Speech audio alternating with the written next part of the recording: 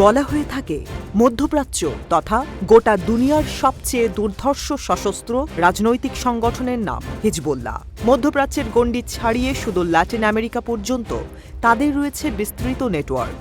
তবে লেবাননের এই রাজনৈতিক সংগঠনটির সবচেয়ে বড় ও মানবিক পরিচয় হল তারা ফিলিস্তিনি জনগণের সবচেয়ে নির্ভরযোগ্য বন্ধু। ৭ অক্টোবরে হামাসের নেতৃত্বে ইসরায়েলের সামরিক অভিযান পরিচালনায় ফিলিস্তিনি যোদ্ধাদের প্রস্তুত করতে হিজবুল্লাহর অবদান অপরিসীম। হামাসের টানেল প্রযুক্তি ও বিভিন্ন অস্ত্র তৈরিতেও সহায়তা করে এসেছে শিয়াপন্থী এই রাজনৈতিক সংগঠনটি। শুধু তাই নয়, অক্টোবরে গাজায় দখলদার বাহিনী আগ্রাসন ও গণহত্যা শুরু করার পর হাত গুটিয়ে বসে থাকেনি হিজবুল্লাহ।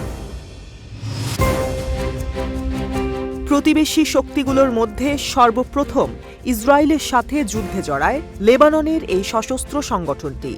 ইসরায়েলের দখলকৃত উত্তর সীমান্তবর্তী অঞ্চলে একের পর এক সফল হামলা চালিয়ে বিপুল সংখ্যক অবৈধ ইহুদি বসতি স্থাপনকারীদের ঘরবাড়ি ও ব্যবসা বাণিজ্য ফেলে ভেগে যেতে বাধ্য করেছে হিজবুল্লাহ। দখলদার ইসরায়েলকে উত্তর সীমান্তে এমন নাকানি চুবানি খাওয়ানো সম্ভব হয়েছে হিজবুল্লাহর মিসাইল ও ড্রোন প্রযুক্তির কারণে। তাদের ড্রোন প্রযুক্তির সক্ষমতা নিয়ে এবার মুখ খুলল খোদ ইসরায়েল।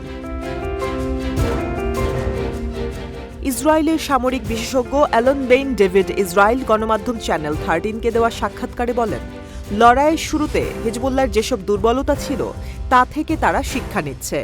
বেন ডেভিড সেই সাক্ষাৎকারে স্বীকার করেন, লেবাননের প্রতিরোধ গোষ্ঠীর পাঠানো ড্রোন ইসরায়েলি বিমান বাহিনীর শনাক্তকরণ ব্যবস্থার জন্য একটি গুরুত্বপূর্ণ চ্যালেঞ্জ তৈরি করেছে।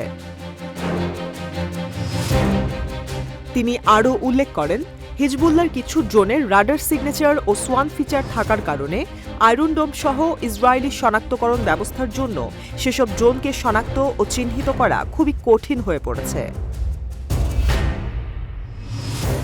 যুদ্ধক্ষেত্রে ইসরায়েলি সেনাদের হতাহত হওয়ার বিষয়ে অসন্তোষ প্রকাশ করে এই ইসরায়েলি সামরিক বিশ্লেষক জানান, যুদ্ধের শুরু থেকে এখন পর্যন্ত উল্লেখযোগ্য পরিমাণে ইসরায়েলি সেনা নিহত হয়েছে। এই ধরনের পরিসংখ্যান ইসরায়েলের জন্য এই যুদ্ধে একটি মোটা অঙ্কের মূল্য প্রদান।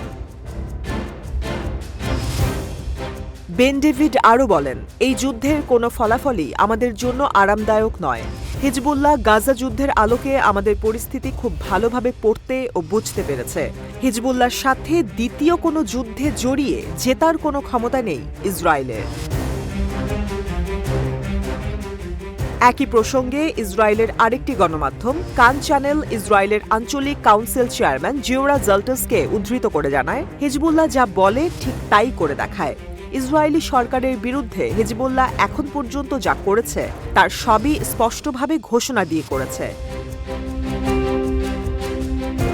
এছাড়াও ইসরায়েলের চ্যানেল 13-এর প্রতিবেদক আলমোগ বোকার একটি প্রতিবেদনে জানান, বর্তমানে লেবাননের সাথে উত্তর ফ্রন্টে ইসরায়েল যে পরিস্থিতির ভেতর দিয়ে যাচ্ছে তা মোকাবেলার স্পষ্ট কোনো বিকল্প নেই।